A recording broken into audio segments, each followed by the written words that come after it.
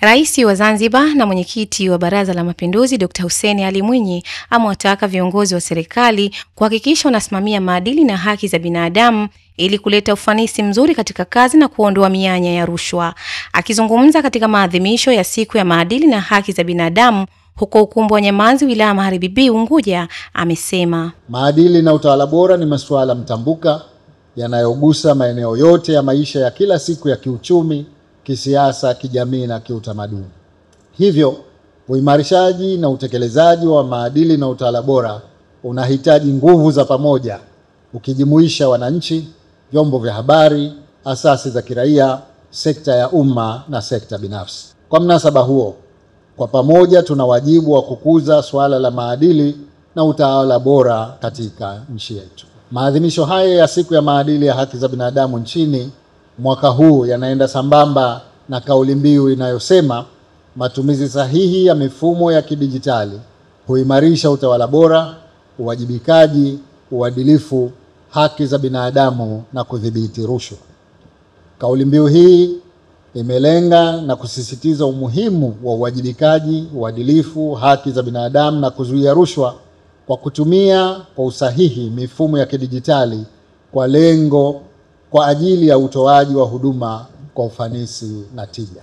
Akitoa maelezo kuhusu maadhimisho hayo, mwenyekiti tume ya maadili ya viongozi wa umma Asa Ahmad Rashid amesema kufanyika kwa maadhimisho kila mwaka ni uthibitisho wa dhamira njema ya serikali ya kulinda maadili na haki za binadamu na kuwataka viongozi hao kujaza fomu ya tamko la mali na madeni.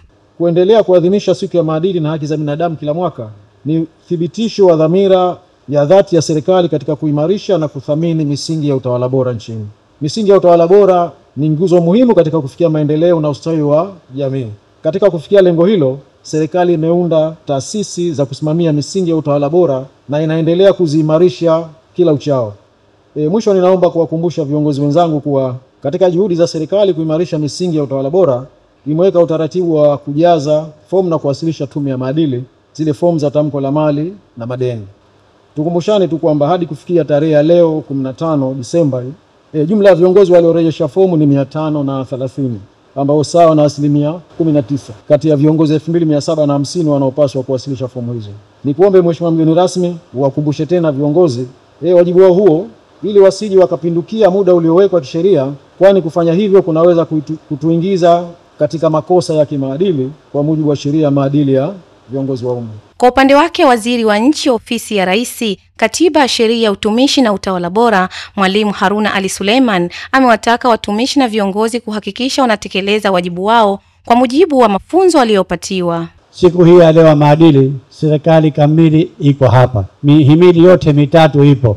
Na walikuwa mbele hawa mheshimiwa, hawa ndio inshallah miaka 5 inayokuja watakaiweka Zanzibar mahali panapostahili. Ni wao wenyewe sasa kuangalia namna gani tutafanya kazi kwa uadilifu, kwa maadili ambayo tunawajibika kuwa nayo. Na imani yangu mheshimiwa, kwa moyo waliokuwa nayo na kutokana na mafunzo ambayo yalifanyika juzi kwa mawaziri na manaibu mawaziri na makatibu wakuu na manaibu wao, imani yangu tutapiga hatua kubwa. Mheshimiwa, tunakushukuru sana kwa kuridhia kufanyika mafunzo hayo. Ni imani yangu na watendaji wengine wote watatayarishwa mafunzo kama yale kwa lengo la kupatia taaluma zaidi ili waweze kuwafanya kazi ambao wataleta ufanisi. Kauli mbiu ya mwaka huu ni matumizi sahihi ya mifumo ya kidijitali kuimarisha utawala bora, uwajibikaji na uadilifu na haki za binadamu. Hivyo viongozi wa umma wana wajibu wa kutenda haki na uadilifu ili jamii ipate huduma bora. Amina Omar, Al-Fatah TV Online. Nataka utoke humu. Uko. Mtoto mkubwa. Ng'ombe wewe, kenge, usiokuwa na adabu. Nishakuacha.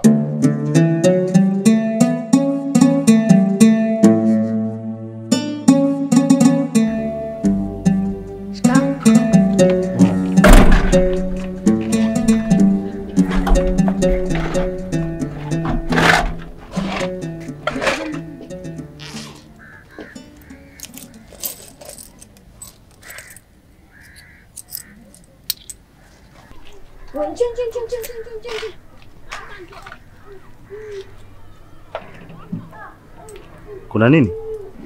Wewe acha tu. Maisha yanafanya mwanangu azurure kwa kosa uwezo wa kumsomesha. Ondoa shaka. Mimi nitakusaidia kumsomesha. Jamii ina wajibu wa kuwasaidia watoto walio katika mazingira magumu ili waweze kutimiza malengo yao. Tangazo hili limeletwa kwenu na kijiji cha kulelea watoto SOS Zanzibar. Kutokana na thamani na kujali taarifa kutoka sehemu mbalimbali, Al-Fatah TV Online inaomba ushirikiano wako mtazamaji, kutoka popote ulipo, kutupa taarifa za matukio mbalimbali ili tuyafanyie kazi na kuyarusha hewani, kama vile taarifa, habari, mikasa au matukio. Si hayo tu, pia unaweza kutupa taarifa kuhusu watu wanaokabiliwa na matatizo mbalimbali ya kimaisha ili tuyafanyie kazi kupitia jumuiya yetu ya kutoa misaada muhimu ya kijamii, Al-Fatah Charitable Association Zanzibar. Wasiliana nasi leo kupitia namba zetu za WhatsApp alama ya kujumlisha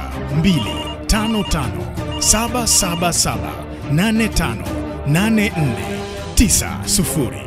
Wasilisha kwetu leo, tuifikishe kwa jamii leo. Al-Fatah TV Online, dira ya umma.